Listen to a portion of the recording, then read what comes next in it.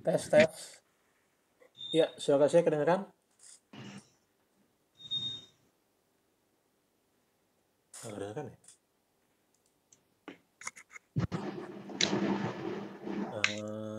Ya, selamat pagi semuanya. Pagi Pak, Oke, kedengeran ya suara saya?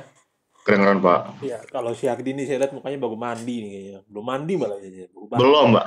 Iya kan? Kalau yang lain ada yang udah kerja malah kayaknya. Iya, oke. Ini pertemuan pertama kita secara online seperti ini. Eh, ini dilakukan untuk mengganti atau menyeimbangkan dengan yang namanya praktikum. Jadi yang seperti mulai sekarang kita akan mulai praktikum. Kalau Anda perhatikan sebelumnya di Syakat ya, secara absensi kan sebenarnya yang dia sudah lolos itu adalah yang teori ya kalau Anda perhatikan itu. Itu karena praktikumnya sebenarnya masih melihat ini apakah mungkin. Karena biasanya praktikumnya kan kita di lab ya, lab komputer paling enggak. Mata kuliah lain juga kayak begitu, biasanya di kelas minimal dengan peralatan yang disediakan oleh dosennya. Cuman karena ini sudah semakin lama, udah pertemuan ke-10 sekarang, sebentar lagi kita akan UAS, nggak terasa. Nah, tadinya memang rencananya itu akan diblok di belakang gitu. Jadi 2 minggu terakhir kita akan mulai masuk, terus kita akan gas semua, selesaikan sekitar 12 sampai 13 praktikum. Cuman karena tidak memungkinkan sepertinya karena sampai sekarang malah PSBB kemarin diperpanjang, Jakarta akhirnya diputuskanlah sebagian ya.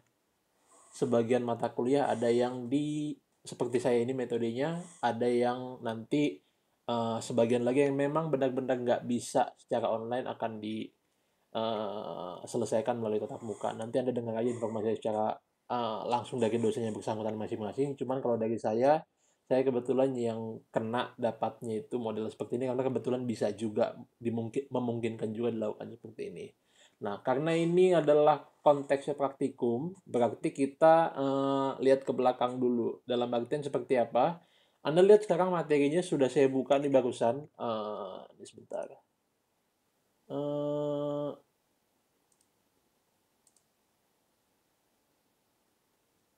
mana ya? Nah,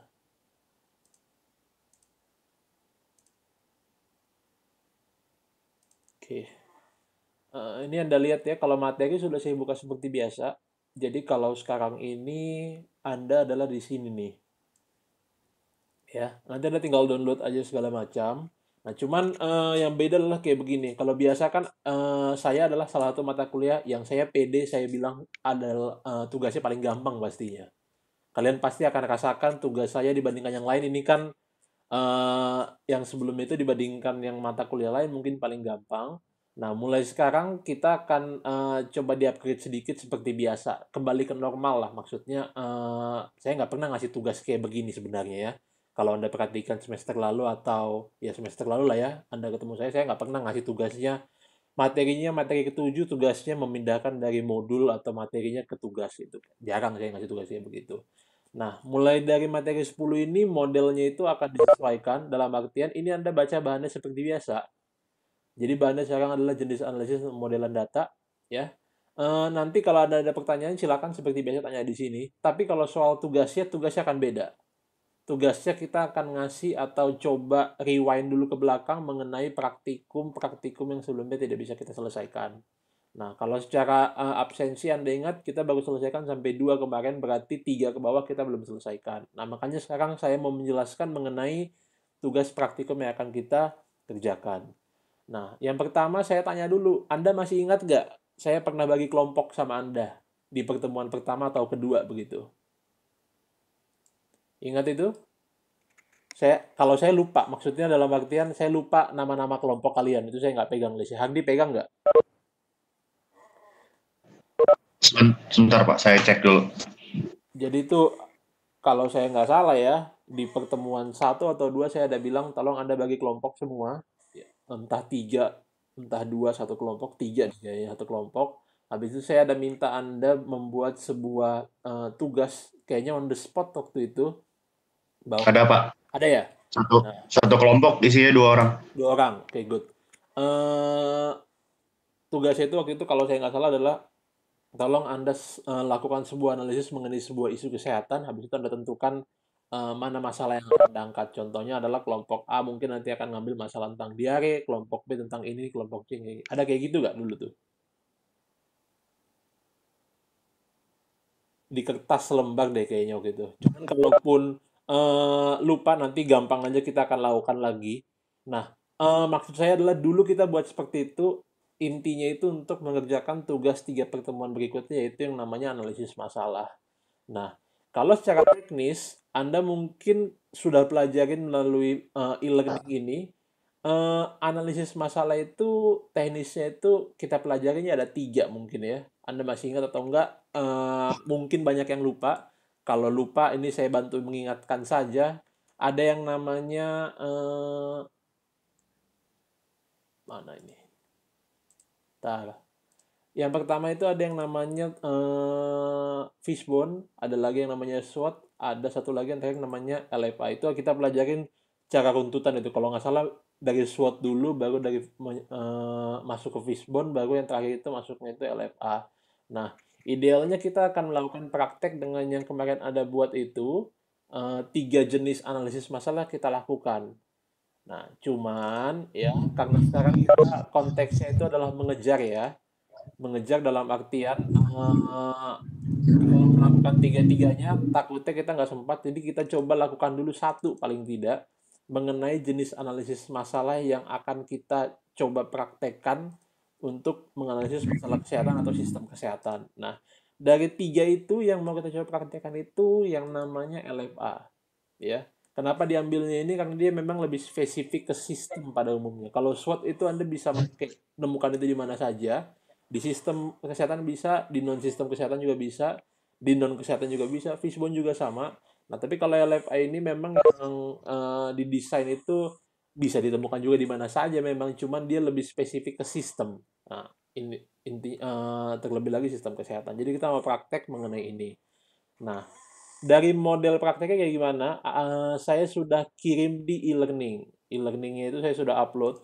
Anda diminta membuat yang namanya analisis kesehatan berdasarkan tema yang sudah ditentukan sendiri ya setiap kelompok dengan menggunakan LFA. Jadi itu tugas seperti ini. Nih, ini saya sudah upload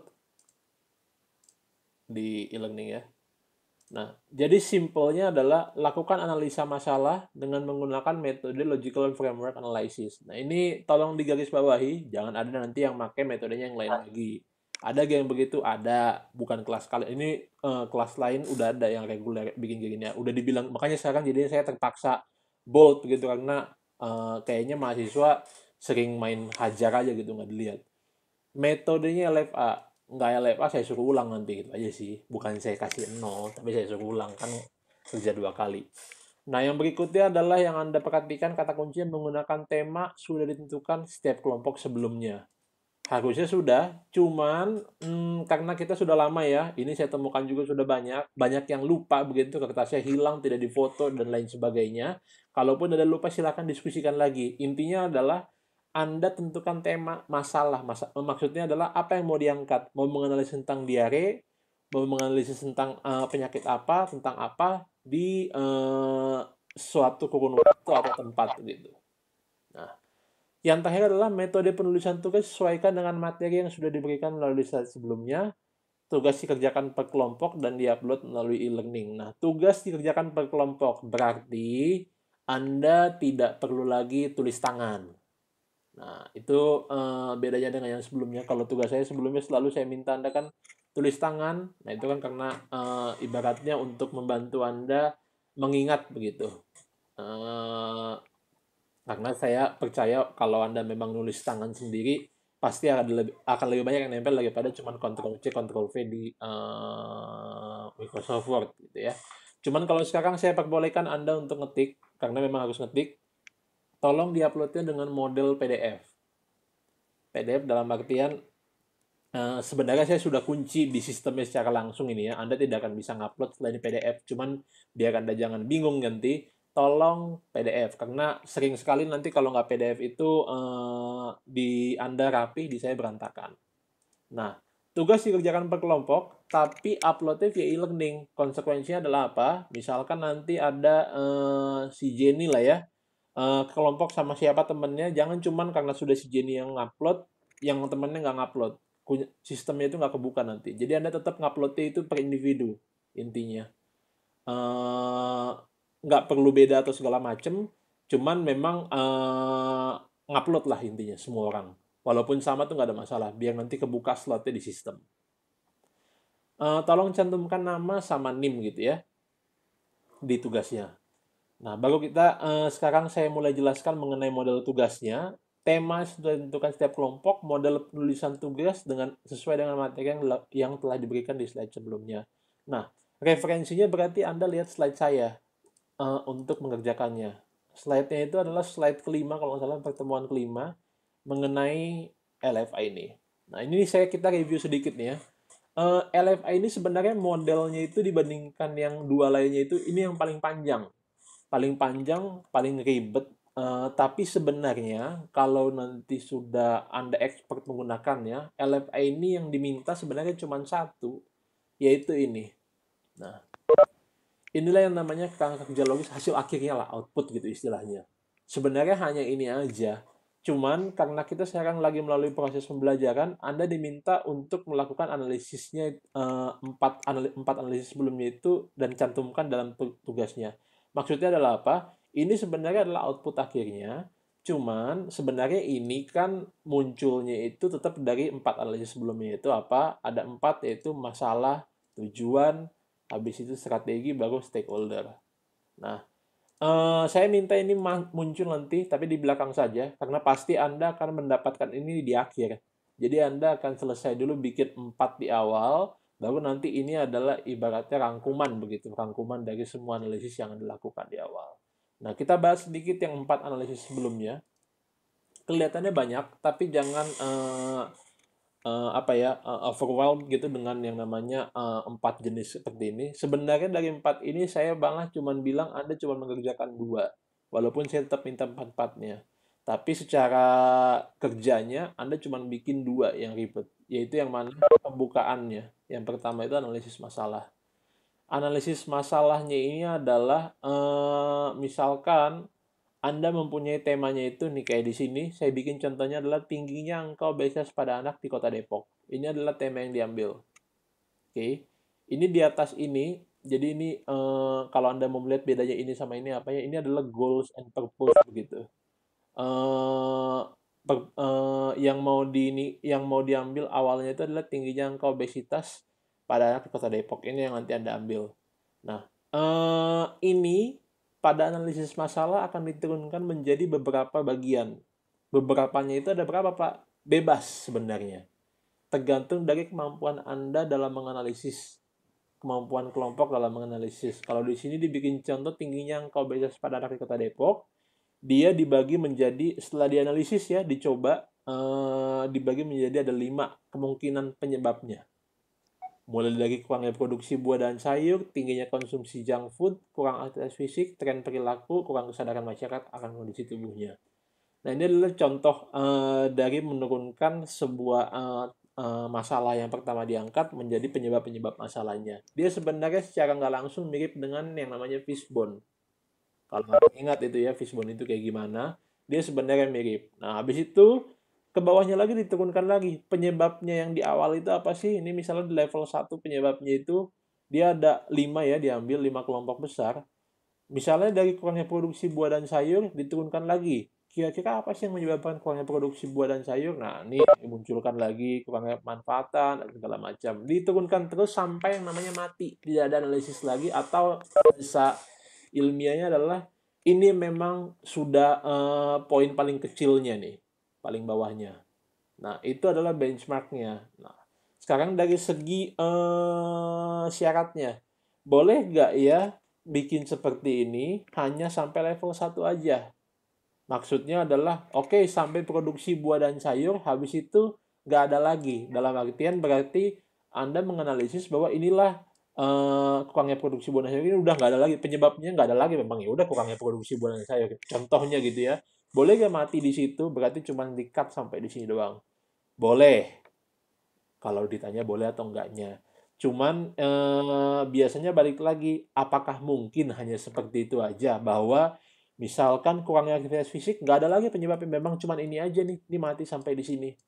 Tuh. Apakah mungkin hanya seperti itu? Biasanya sih jawabannya emang nggak mungkin, ya.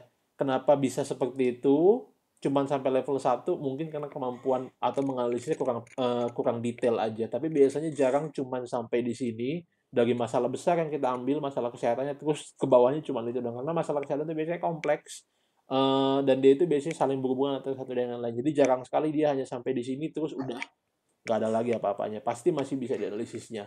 Nah, cuman dari segi penulisannya boleh atau enggak, boleh-boleh aja. Jadi nggak ada yang melarang juga bahwa ini dalam membuat pohon masalah dalam LFA ini dia harus sampai minimal 2 atau 3 level, nggak ada. Ya. Ini sebagai contoh Anda bisa lihat di sini ya. Di sini ada dia yang ininya itu sampai ya 1, 2, 3. Dia kan 3 ke bawah. Di sini tapi ada juga yang cuma sampai 2. Nah, itu makanya nggak ada batasan seperti itu, hanya tinggal kemampuan menganalisis Anda aja. Nah, itu satu yang perlu Anda perhatikan nanti. Nah, inilah yang paling ribet menurut saya. Paling susah dan paling butuh effort buat Anda menganalisis. Karena apa? Ini adalah pintu masuk. Kalau Anda salah di sini, ini kan step pertama ya. Kalau Anda salah di sini, sudah pasti kebawahnya salah. Itu dipastikan lah. Jadi kalau Anda ubah di sini, nah, ini juga makanya saya warning Anda biar Anda lebih hati-hati. Kalau Anda ubah di sini, ini pasti nanti bawahnya akan berubah. Jadi pastikan yang Anda pertama kunci sebaik mungkin adalah di sini. Justru saya bilang di bawahnya sini ini lebih mudah menggantinya. Karena apa? Kalau memang nanti salahnya di sini kan tinggal dianalisis aja. Cuman kalau dia nanti salahnya di sini, Anda harus ganti ke sini, Anda harus ganti lagi ke sini, Anda harus ganti lagi di sini. Nah, itu yang perlu Anda perhatikan. Jangan sampai salahnya adalah di sini. Oke. Nah, itu untuk analisis masalahnya. Step berikutnya adalah analisis tujuan. Ini mudah sekali saya bilang, karena apa? Ini hanya mengganti saja, mengganti bahasa. Sebagai contoh ini Anda lihat ya. Eh, ini bahasanya itu di analisis tujuan adalah kalimat aktif. Ya, aktif berarti dalam artian mengerjakan.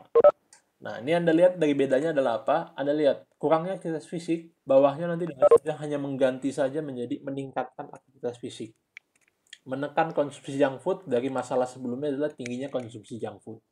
Jadi artinya apa? Anda cuma mengubah kalimatnya aja. Nah, soal jumlahnya boleh beda nggak Pak? Misalnya di analisis masalah saya bikin di sini 5, nanti di analisis tujuannya saya bikin ini jadi 6 gitu misalnya. Oh, itu nggak boleh. Jadi misalkan Anda di sini bikin hanya ada 15 kotak, di analisis masalahnya ada 15 kotak, itu akan jadi 15 kotak lagi di sini atau 15 poin lah ibaratnya. Jadi jangan ada yang mengganti atau mengubah-ubah atau apa mengubah dari analisis masalahnya seperti apa terus analisis tujuannya jadinya apa begitu. Enggak. Dia itu linear, makanya saya bilang kalau dia diganti di awal pasti di belakangnya akan ganti. Karena dia apa benchmark itu pasti akan ke atas di analisis masalahnya itu. Nah, itu tolong diperhatikan. Ini menurut saya nggak begitu ribet. Anda cuman benar-benar mengganti saja jenis kata-katanya. Jadi dari semua analisis yang kita lakukan di sini ada 4, ini mungkin effortnya paling rendah lah. Tapi perlu Anda tuliskan karena dibutuhkan untuk menentukan analisis strategi di sini. Nah, di sini juga sebenarnya dari segi membuatnya gampang saja. Intinya adalah apa? Di sini Anda memilih dari antara 5 misalnya tadi yang ditentukan, mana yang kira-kira paling tinggi memberikan impact atau dampak terhadap penyelesaian masalah yang tadi Anda tuliskan di awal. Misalkan untuk menekan angka obesitas anak di Kota Depok, dia ada 5 tadi yang dipilih, diambilnya itu 2, menekan konsumsi junk food atau meningkatkan aktivitas fisik. Nah, ini berhubungan dengan yang namanya model kerja atau program kesehatan di Indonesia atau di seluruh dunia mungkin ya. Karena apa? Satu yang namanya menyelesaikan program kesehatan, analisisnya pasti akan panjang. Karena apa? Tadi saya bilang, masalah kesehatan itu adalah masalah yang pasti berhubungan antara A, B, C, D, E. Panjang dia itu berhubungannya, sehingga pasti analisisnya akan besar. Nah, di analisis strategi ini, menentukan strategi yang diambil itu, tujuannya itu cuma satu. Karena besar, banyak, tidak mungkin atau jarang mungkin dilakukan analisis itu semua gitu. Dalam artian seperti ini, kalau secara ilmu, secara teori, untuk menyelesaikan ini, Anda harus kerjakan lima-limanya sebenarnya. Nah, itu teori ya. Tapi secara best practice-nya tidak mungkin dilakukan lima-limanya secara cepat. Contohnya, biasanya memang yang diperhatikan adalah time of essence gitu ya.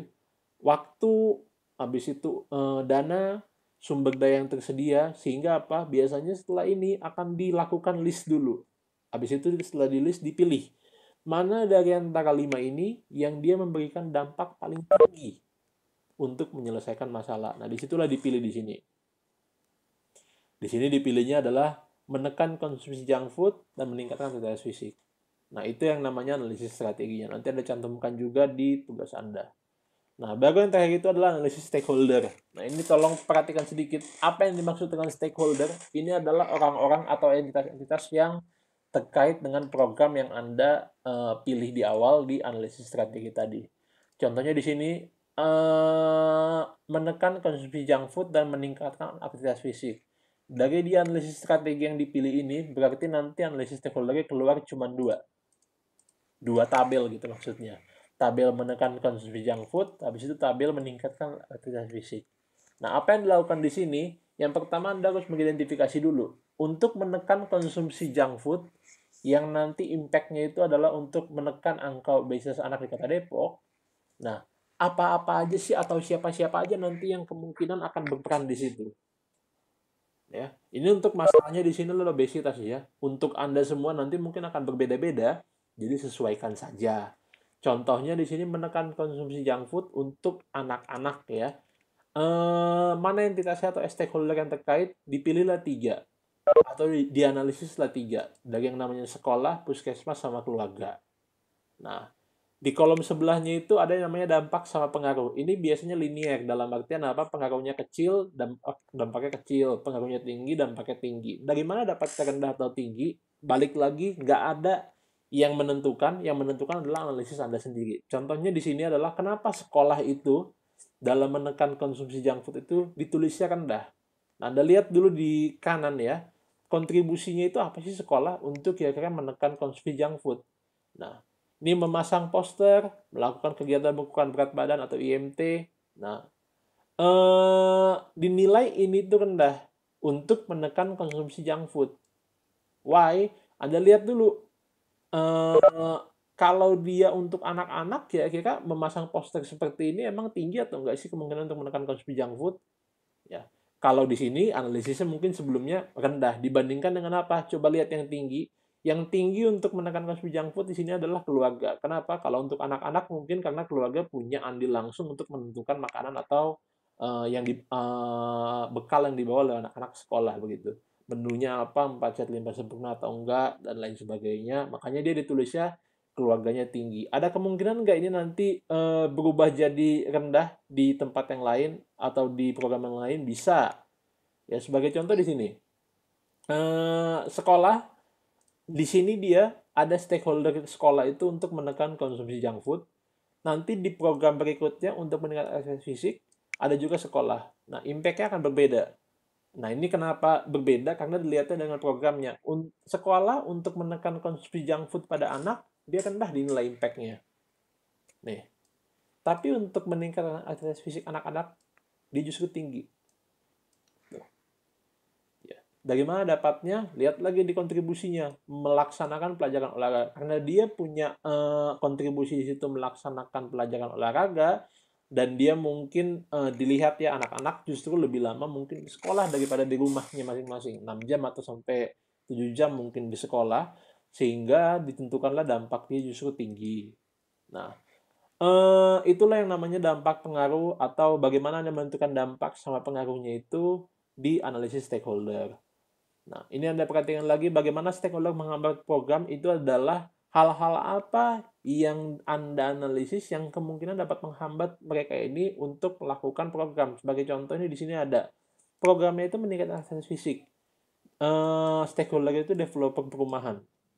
Ada kemungkinan nggak dia menghambat? Ada. Saat apa developer perumahannya tidak mau diajak bekerja sama untuk membangun dan memelihara sarana fasilitas fisik dan sosial di perumahan. Ini contohnya aja. Itu ya. Itu yang Anda tuliskan di kolom bagaimana stakeholder membuat program. Strategi untuk mengikat stakeholder, advokasi kerjasama, dialog, penyuluhan. Nah, ini contoh-contoh Anda mengisinya. Anda tinggal ikutin aja model penulisan itu seperti ini. Dalam artian yang diikutin adalah tabelnya ya. Berarti ada tabel ini Anda ikutin semua. Nah, yang di bawahnya justru Anda isi sendiri lah. Nggak mungkin diikutin juga kan gitu. Nah, barulah nanti kalau Anda sudah selesai menganalisis 4 ini, Anda bisa membuat yang namanya kerangka akhirnya di sini. Nah, di sini ada yang kurang sebenarnya. Yang kurang di sini adalah indikator. Kalau Anda perhatikan, ya di slide awalnya itu ada sebenarnya namanya indikator keberhasilan nih. Tapi indikatornya tolong dihapus saja, jangan Anda buat dulu. Untuk indikator nanti belakangan aja kalau Anda sudah buat ini di belakang, baru nanti kita masuk ke dalam bagaimana sih menentukan indikator yang pas begitu untuk namanya program kesehatan. Oke, sampai sini ada yang mau nanya gak mengenai tugasnya? Ayo. Ada yang mau nanya atau udah jelas semua? Jelas? Rifki bilangnya jelas katanya. Saya nggak tahu deh. Semoga benar-benar jelas ini. Nggak ada yang mau nanya?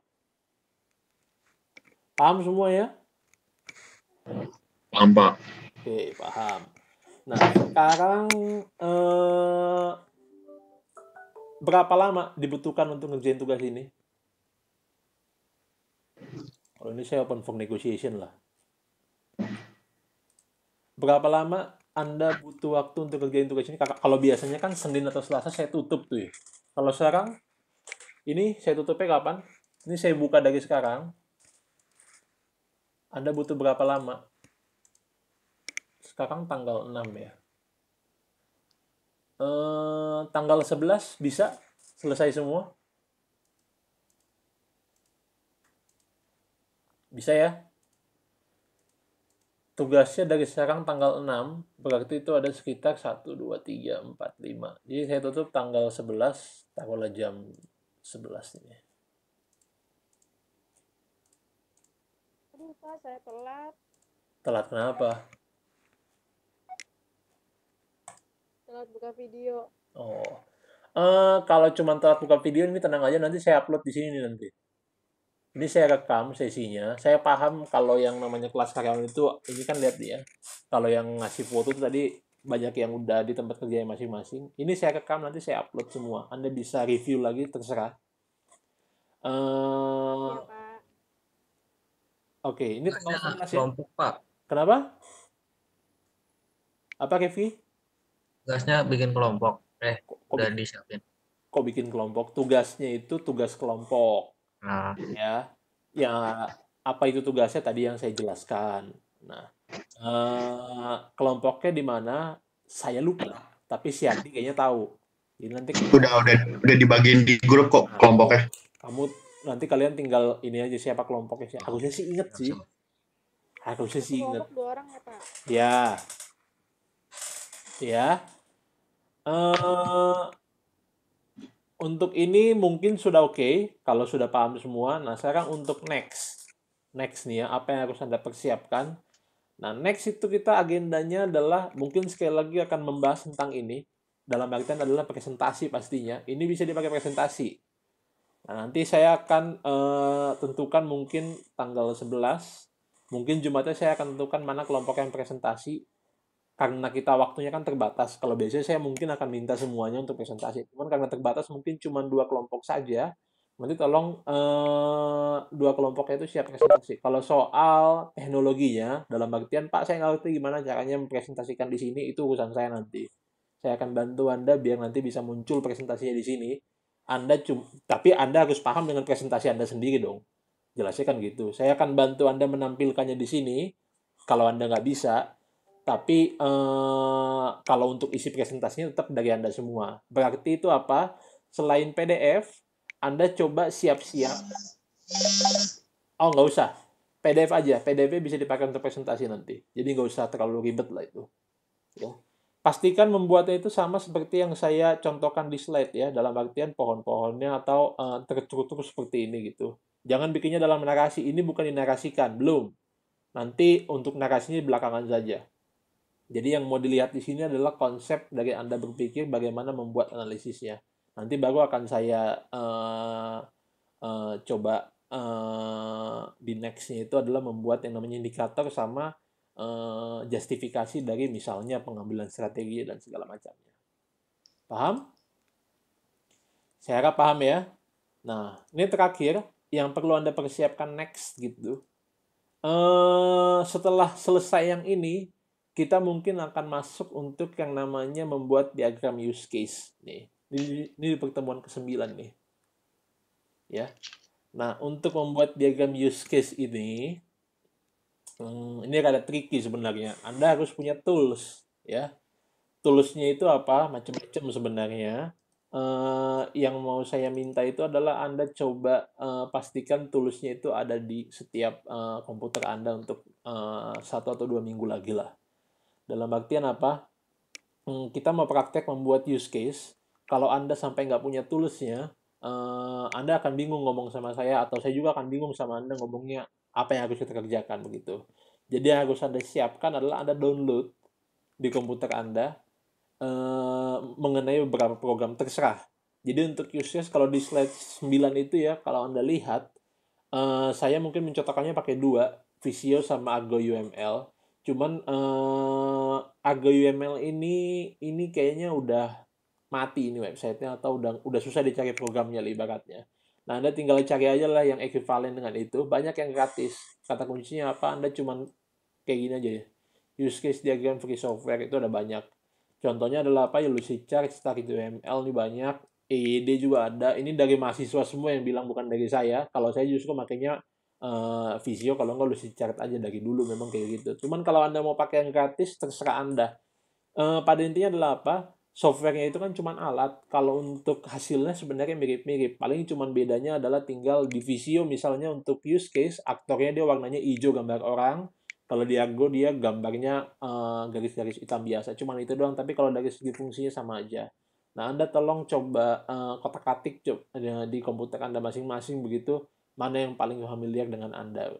Paling nggak Anda punya tools-nya dan Anda sudah tahu kalau mau bikin aktor, gimana caranya, kalau mau bikin use case, bagaimana caranya. Itu yang dipersiapkan untuk next time gitu, bukan sekarang. Yang sekarang tugas yang perlu Anda perhatikan adalah yang tadi itu dulu. Cuman untuk next time kalau ada waktu gitu, coba di kotak-katik biar nanti kita nggak terlalu ribet gitu untuk menyamakan persepsi mengenai apa yang harus saya kerjakan. Ini paling nggak alatnya sudah ada lah. Gitu ya. Oke. Kalau nggak ada yang mau ditanya lagi, hari ini cukup sampai di sini. Terima kasih atas kehadirannya. Salam sehat, selamat bekerja bagi yang bekerja, ini banyak kayaknya di kantor. Jaga kesehatan. Sampai bertemu lagi nanti kalau kita sudah normal kembali.